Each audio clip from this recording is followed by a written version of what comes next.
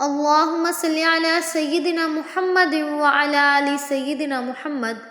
نبی کریم صلی اللہ علیہ وسلم کی دونوں بیٹیوں کو طلاق دی گئی۔ جس دن ابو لہب کے بیٹوں نے حضور پاک صلی اللہ علیہ وسلم کی بیٹیوں کو طلاق دی تو آپ صلی اللہ علیہ وسلم دل شکستہ ہو گئے۔ آپ صلی اللہ علیہ وسلم بہت اداس ہو گئے کیونکہ یہ دو طلاقیں۔ بسم اللہ الرحمن الرحیم۔ واضح رہے کہ نبی کریم صلی اللہ علیہ وسلم نے اپنے دونوں صاحبزادیوں کی یک کے بعد دیگرے حضرت عثمان رضی اللہ تعالیٰ عنہ کی نکاح میں دی تھی، لیکن اس وقت دونوں صاحبزادیوں کی عمریں کتنی تھیں اس بارے میں تاریخ کی کتابوں میں باوجود تلاش کے کوئی حتمی رائے قول یا عبارت تو نہیں مل سکی۔ تاہم اگر دونوں صاحبزادیوں کی تاریخ پیدائش، وفات اور درمیانی واقعات کا تاریخ و سیر کی کتابوں میں بغور جائزہ لیا جائے تو تاریخی واقعات اور شواہد اور خارجی قرائن کے ذریعے کسی حد تک دونوں صاحبزادیوں کی بوقت نکاح عمر کے بارے میں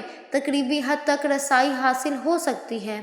حضرت رقیہ رضی اللہ تعالیٰ عنہ کی پیدائش اعلان نبوت سے 7 سال پہلے ہوئی جب آپ صلی اللہ علیہ وسلم کی عمر مبارک 33 سال تھی۔ ان کی شادی ابو لہب کے بیٹے عتبہ سے ہوئی، لیکن اس نے ابو لہب کے کہنے پر حضرت رقیہ رضی اللہ تعالیٰ عنہ کو طلاق دے دی۔ اس کے بعد ان کی شادی حضرت عثمان رضی اللہ تعالیٰ عنہ سے ہوئی اور نبوت کے 5ویں سال دونوں میاں بیوی نے حبشہ کی طرف ہجرت کی جہاں ان کے ہاں بیٹی کی ولادت ہوئی۔ لہٰذا 7 سال قبل از اعلان نبوت اور 3 یا 4 سال بعد از اعلان نبوت، جس سے یہی معلوم ہوتا ہے کہ آپ کی عمر تقریباً 10 یا 11 سال تھی۔ حضرت کلثوم رضی اللہ تعالیٰ عنہ کی پیدائش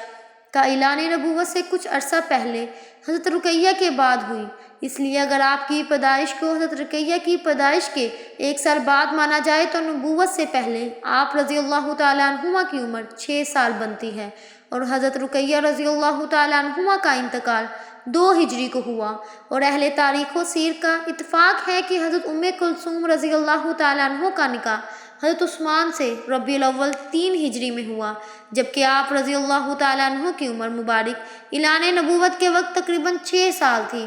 اس کے بعد 13 سال مکہ میں اور 3 سال بعد از ہجرت، تو یہ کل ملا کے 22 سال بنتے ہیں، جس سے یہی معلوم ہوتا ہے کہ آپ رضی اللہ تعالیٰ عنہما کا نکاح جب حضرت عثمان رضی اللہ تعالیٰ عنہ سے ہوا تو اس وقت آپ کی عمر تقریباً 22 سال تھی۔ آخر حضور پاک صلی اللہ علیہ وسلم کی دونوں بیٹیوں کو ایک ساتھ طلاق کیوں دے دی گئی؟ ناظرین، ایک باپ سارے غم برداشت کر سکتا ہے، لیکن جب اس کی جوان بیٹیوں پر کوئی مصیبت آئے اس برے باپ کا تو دل ٹوٹ جاتا ہے۔ حضور پاک صلی اللہ علیہ وسلم نے جب طائف کی وادی میں کافروں کے پتھر کھائے تب بھی آپ نے کسی کو بد دعا نہ دی۔ جنگ احد میں آپ صلی اللہ علیہ وسلم کو کافروں نے اوپر سے نیچے گرایا، تب بھی آپ نے کسی کو بد دعا نہ دی، لیکن جس وقت حضور پاک صلی اللہ علیہ وسلم کی دونوں بیٹیوں کو طلاق دی دے گی تو آپ صلی اللہ علیہ وسلم بیٹیوں پر آنے والے اس غم کو برداشت نہ کر سکے اور طلاق دینے والے اس ظالم انسان سے کہا کہ جا، میں تجھے بد دعا دیتا ہوں کہ اللہ تجھ پر اپنا کوئی کتا مسلط کر دے۔ ناظرین، یہ واقعہ حضور پاک صلی اللہ علیہ وسلم کی دونوں بیٹیوں حضرت رقیہ اور حضرت کلثوم کا ہے کہ جن کی شادی حضور پاک صلی اللہ علیہ وسلم نے نبوت کے اعلان سے پہلے اپنے چچا کے بیٹے کے لڑکے عتبہ سے کر دی، لیکن جب حضور پاک صلی اللہ علیہ وسلم نے اپنی نبوت کا اعلان کیا فرمایا تو آپ کے گھر والے ہی آپ کے دشمن بن گئے، اور اسی دشمنی میں حضور پاک صلی اللہ علیہ وسلم کی دونوں بیٹیوں کو طلاق دے دی گئی۔ اس کا مکمل واقعہ کچھ اس طرح ہوا کہ جب آپ صلی اللہ علیہ وسلم کی دعوت تبلیغ سے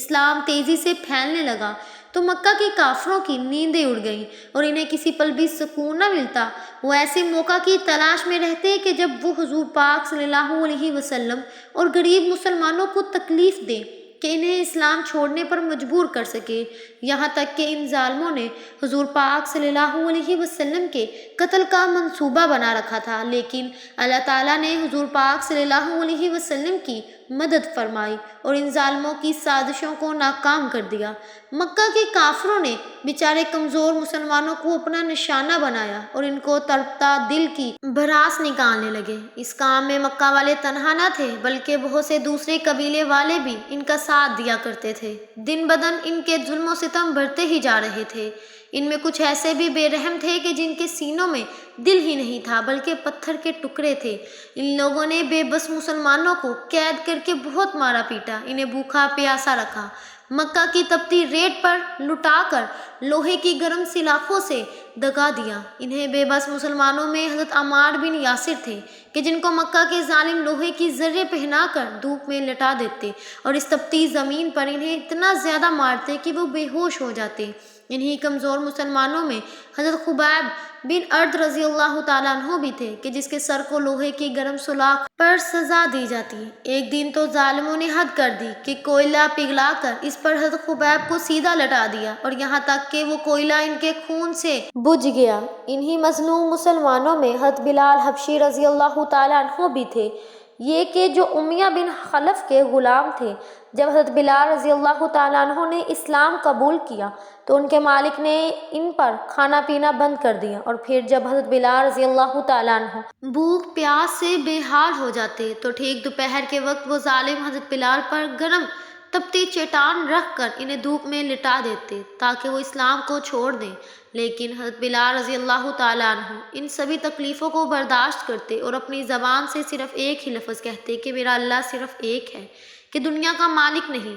حضور پاک صلی اللہ علیہ وسلم جب بھی حضرت بلال کے پاس سے گزرتے تو ان کی ایسی تکلیفیں دیکھ کر آپ صلی اللہ علیہ وسلم کی آنکھوں میں آنسو بھر آتے اور پھر حضرت بلال سے فرماتے کہ اے بلال صبر کرنا، اللہ تمہیں اس کا بہتر بدلہ عطا فرمائے گا۔ وقت گزرتا گیا، بلکہ ایک دن آپ صلی اللہ علیہ وسلم کی دو بہت سی پیاری بیٹیاں حضرت رقیہ اور حضرت ام کلثوم کو بھی اچانک طلاق دے دی گئی تاکہ آپ صلی اللہ علیہ وسلم پوری طرح ٹوٹ جائیں اور اسلام کی دعوت دینا چھوڑ دیں، کیونکہ جب حضور پاک صلی اللہ علیہ وسلم نے کھلے طور پر اپنے نبی ہونے کا اعلان فرمایا تو ابو لہب نے حضور پاک صلی اللہ علیہ وسلم کو گالیاں دینی شروع کر دی اور کہنے لگے کہ اے محمد تیرا برا ہوا۔ تو اس پر اللہ نے قرآن کی آیتیں نازل کرتے ہوئے فرمایا کہ برا تو ابو لہب کا ہوگا۔ رقیہ ام کلثوم آپ صلی اللہ علیہ وسلم کی بیچ کی دو بیٹیاں تھیں، یا گلاب کے دو بیٹوں کعبہ کے ساتھ نکاح کے رشتے کی تھی۔ وہ دونوں لڑکے اپنے باپ ابو لہب کی طرح بے رحم انسان تھے اور اسلام کے کٹن دشمن تھے۔ حضور پاک صلی اللہ علیہ وسلم کی ان دونوں بیٹیوں کا نکاح تو ابو لہب کے لڑکوں سے ہو گیا تھا، لیکن ابھی تک ان دونوں لڑکوں نے طلاق نہیں دی۔ چنانچہ ایک زمانے تک ابو لہب کے دونوں لڑکوں نے حضور پاک صلی اللہ علیہ وسلم کی لڑکیوں کے ناک میں دم کر رکھا، لیکن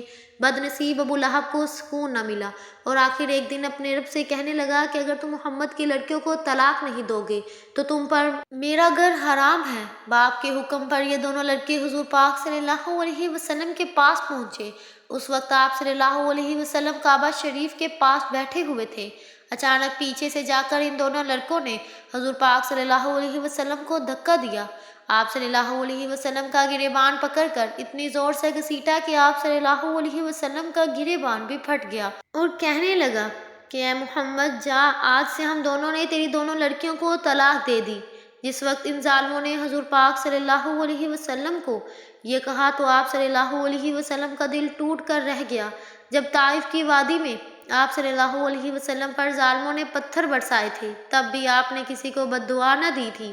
جب جنگ احد کے موقع پر آپ صلی اللہ علیہ وسلم اوپر سے نیچے گرے تب بھی آپ نے کسی کو بد دعا نہ دی، لیکن جس وقت ابو لہب کے ان دونوں لڑکوں نے آ کر حضور پاک صلی اللہ علیہ وسلم کی بیٹیوں کو طلاق دی تو بیٹیوں پر پڑنے والا یہ غم آپ صلی اللہ علیہ وسلم برداشت نہ کر سکے اور کہنے لگے اے عتبہ جا، میں تم دونوں کو بد دعا دیتا ہوں کہ اللہ تم پر اپنا کوئی کتا مسلط کر دے۔ اور پھر حضور پاک صلی اللہ علیہ وسلم کی بد دعا کا ایسا اثر ہوا کہ ایک روز ابو لہب کا یہی لڑکا ایک قافلے کے ساتھ شام شہر کی طرف تجارت کے لیے جا رہا تھا تو رات میں ایک جگہ اچانک شیر آ گیا۔ اس نے قافلے کے سبھی لوگوں کو سونگا لیکن کسی سے کچھ نہ بولا، لیکن جب عتبہ کے پاس پہنچا تو اسے سونگتے ہی اس پر حملہ کر دیا اور چیر پھاڑ کر اس کے جسم کے ٹکڑے کر دیے۔ جب ابو لہب کے دونوں بیٹوں نے حضور پاک صلی اللہ علیہ وسلم کی بیٹیوں کو طلاق دے دی تو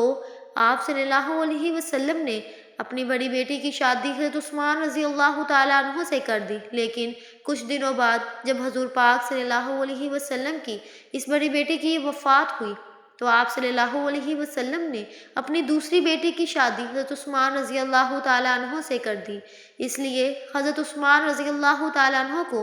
ذو النورین کہا جاتا ہے، مطلب انہیں حضور پاک صلی اللہ علیہ وسلم کے گھرانے کے دو نور حاصل ہوئے۔ واقعہ کچھ اس طرح ہے کہ ایک مرتبہ ابو لہب کے بیٹے عتبہ نے نبی کریم صلی اللہ علیہ وسلم کی شان اقدس میں انتہا درجے کی گستاخی کرتے ہوئے غلیظ زبان استعمال کی،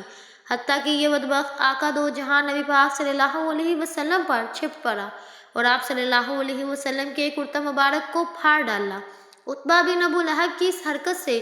رسول پاک صلی اللہ علیہ وسلم کے قلب اطہر کو شدید صدمہ پہنچا اور آپ صلی اللہ علیہ وسلم کی مبارک زبان سے یہ الفاظ ادا ہوئے: اے اللہ، اپنے گفتگو میں سے کسی کتے کو اس پر مسلط فرما دے۔ اللہ کے محبوب نبی پاک صلی اللہ علیہ وسلم کی زبان مبارک سے ادا ہونے والے یہ الفاظ پتھر پر لکیر کی مانند ہوتا ہے، یعنی کہ اللہ رب العزت اپنے محبوب نبی کریم صلی اللہ علیہ وسلم کی بات کو ہر صورت پورا فرماتا ہے۔ اس بات سے مشرکین بھی اچھی طرح واقف تھے، یہ آپ صلی اللہ علیہ وسلم نے جو فرمایا ہے وہ پورا ہو کر رہے گا، لیکن ان کی عقلوں پر پردہ پڑا ہوا تھا۔ اگلے دن ابو لہب اور اس کا بیٹا عتبہ دونوں بدبخت تجارت کی غرض سے قافلے کے ساتھ نکلے۔ سفر کرتے کرتے رات ہو گئی۔ قافلے والے ورقہ کے مقام پر ایک راہب کے پاس رات گزارنے کے لیے ٹھہرے۔ راہب نے قافلے والوں کو پہلے ہی آگاہ کر دیا تھا کہ یہاں اس پاس جنگلی درندے بہت ہیں، اس لیے ہوشیار رہنا۔ یہ سن کر ابو لہب کو نبی کریم صلی اللہ علیہ وسلم کی وہ بات یاد آ گئی اور اس نے قافلے والوں سے کہا کہ اے لوگوں، محمد صلی اللہ علیہ وسلم نے میرے بیٹے عتبہ کے لیے ہلاکت کی دعا کی ہے، اس لیے کسی درندے کے حملے کا مجھے یقین ہے۔ تم لوگ سارا سامان تجارت ایک جگہ اکٹھا کر کے اس کے اوپر عتبہ کا بستر لگا دو اور سب لوگ اس کے ارد گرد سو جاؤ تاکہ میرا بیٹا درندے کے حملے سے محفوظ رہے۔ چنانچہ قافلے والوں نے عتبہ کی حفاظت کا پورا بندوبست کیا اور سب سو گئے۔ کچھ دیر بعد ہی وہاں ایک شیر آ پہنچا، مگر اس نے کسی پر حملہ کرنے کی بجائے سوئے ہوئے لوگوں کو سونگھنا شروع کر دیا اور آگے بڑھتا رہا، مگر کسی کو ذرا برابر بھی خروش نہیں ماری، جس سے یہ لگتا تھا کہ یہ بھوکا نہیں ہے، ورنہ اتنے لوگوں میں سے کسی کو بھی چیر پھاڑ کر رکھ دیتا۔ یہ سب کچھ سنتا ہوا اگر آخر میں بندے تک پہنچ گیا، لیکن اسے جس کی تلاش تھی اس کی رکوع اسے محسوس نہیں ہوئی کہ کچھ قدم آگے چلا گیا، لیکن پھر اچانک مڑا اور تجارتی سامان کی جانب آ کر رک گیا۔ اسی سامان کے اوپر وہ بدبخت اور گستاخ رسول صلی اللہ علیہ وسلم سو رہا تھا۔ یہ جگہ کافی اونچی تھی اور اسی لیے اسے اونچا رکھا گیا تھا تاکہ کوئی درندہ برہم لان نہ کر سکے۔ پھر شیر نے تجارتی سامان پر چھلانگ لگانی شروع کر دی اور ابو لہب کے بیٹے عتبہ کے بستر پر جا پہنچا۔ یہ شیر جو کچھ لمحے بہرے بالکل عام جانور کی طرح لگ رہا تھا، ابو لہب کے بیٹے عتبہ کو دیکھتے ہی خون خوار لہجے میں دھاڑنے لگا اور پوری طاقت سے عتبہ کے سر کو اپنے خون خوار نوکیلے دانتوں سے دبوچ لیا۔ سب قافلے والے بھی جاگ گئے تھے، مگر اس شیر کی دھاڑی اتنی غضبناک تھی کہ کوئی اس کے سامنے تک نہ آیا اور ابو لہب اپنے بیٹے کو بچانے کی دہائی دیتا رہا۔ اس شیر نے حیران کن طور پر عتبہ کا ناخن بھی اور نہ ہی گوشت نوچ کر کھایا۔ شیر نے اسے عتبہ کے سر کو اس قدر بری طرح چھیڑا جب دیکھنے والوں کے ہوش اٹھ گئے اور عتبہ تڑپ تڑپ کر جہنم واصل ہوا، اور اس کے بعد بھی شیر نے کسی اور کو نقصان نہ پہنچایا اور اچانک وہاں سے چلا گیا۔ بعد میں لوگوں نے اس شیر کو تلاش کیا مگر کچھ بھی پتہ نہ چل سکا۔ آخر یہ شیر کہاں سے آیا تھا اور کدھر غائب ہو گیا؟ ناظرین، نبی کریم صلی اللہ علیہ وسلم کے گستاخیوں کو اللہ رب العزت اس دنیا و آخرت کا عذاب ابھی باقی ہے۔ تاریخ گواہ ہے جس کی پیارے آقا صلی اللہ علیہ وسلم کی ناموس رسالت کو پامال کیا، اس کا انجام عبرتناک ہوا، اور عتبہ کا سر جمانے والے شیر جسے شیر آتی رہی ہے اور آتی رہے گی۔ انشاءاللہ اللہ پاک ہمیں نبی کریم صلی اللہ علیہ وسلم سے محبت رکھنے کی توفیق عطا فرمائے اور ہمیں نیکوکاروں میں شامل کرے، آمین ثم آمین۔ ناظرین، اگر آپ کو میری یہ ویڈیو پسند آئی تو مجھے زیادہ سے زیادہ سبسکرائب کریں، لائک کریں اور شیئر کریں۔ جزاک اللہ۔